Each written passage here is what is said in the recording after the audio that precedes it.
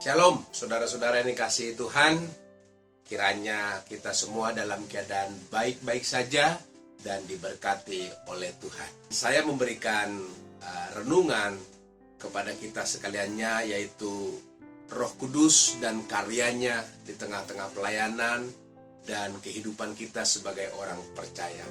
Mengacu kepada tema itu, saudara-saudara, bahwa biasanya kita melihat apa yang terjadi dalam kehidupan rasul-rasul dan jemaat mula-mula dalam kisah para rasul. Dalam kisah para rasul pasal yang keempat, dalam kehidupan jemaat itu, saudara-saudara, ada sesuatu yang luar biasa yang dapat kita petik maknanya pada kesempatan ini tentang karya Roh Kudus dalam kehidupan mereka. Dalam perikop pasal yang keempat, Kisah Para Rasul ayat 32 sampai ayat 37 dikatakan, saya kutip beberapa anak kalimat.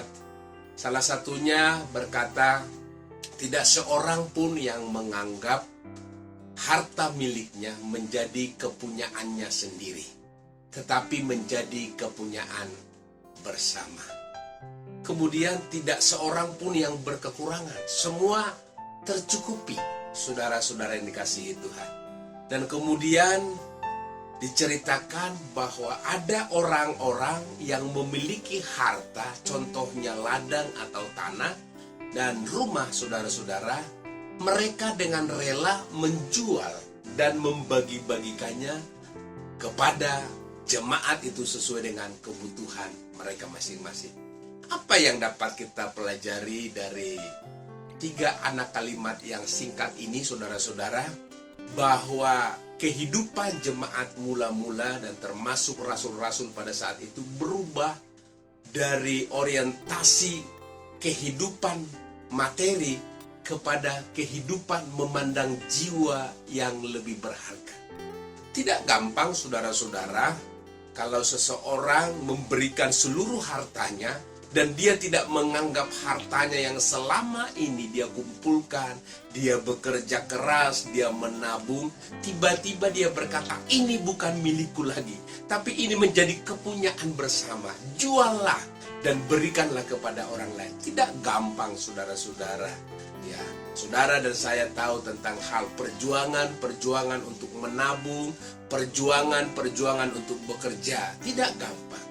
Tetapi ketika Roh Kudus rupanya memenuhi kehidupan seseorang, di Roh Kudus berkarya dengan luar biasa, mengubah cara pandang orang tersebut yang berorientasi kepada materi yang ada di dunia ini, menempatkan kembali manusia, jiwa-jiwa di tempat yang semestinya. Dia tidak berfokus kepada materi lagi, tetapi berfokus kepada pemenangan jiwa-jiwa. Jika saudara dan saya dipenuhi dengan Roh Kudus, seharusnya ada yang berubah dalam kehidupan kita, yaitu memandang jiwa-jiwa semua orang lebih berharga daripada apa yang kita punya. Bukankah itu maksud Tuhan Yesus juga? Dan dikatakan dalam perumpamaan tentang domba yang hilang, dirham yang hilang, anak yang hilang.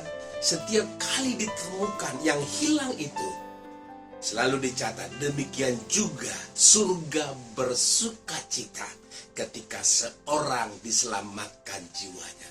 Saudara yang dikasihi Tuhan, harta dapat diukur. Tapi firman Tuhan berkata, jika seseorang bertobat, jiwanya lebih berharga dari seluruh harta yang ada di dunia ini.